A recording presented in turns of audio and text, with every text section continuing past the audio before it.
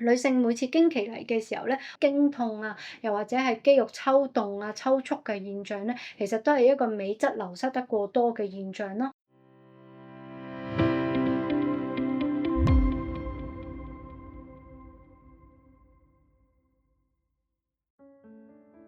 經血入邊咧，我哋會流失好多嘅礦物質嘅，其中一種礦物質咧就係呢個嘅鎂質啦。咁所以咧，女性咧好多時就係嚟經期嘅時候咧，特別容易出現一啲經痛啊，又或者係肌肉抽動啊、抽搐嘅現象咧，其實都係一個鎂質流失得過多嘅現象咯。另外一個就係當我哋壓力好大嘅時候咧，我哋每一條神經咧都需要鎂質咧去幫我哋去放鬆，令到我哋穩定到我哋嘅思考嘅。咁所以喺呢個情況之下咧，亦都會消耗好多嘅鎂質嘅。咁如果我哋每一日咧都會飲好多嘅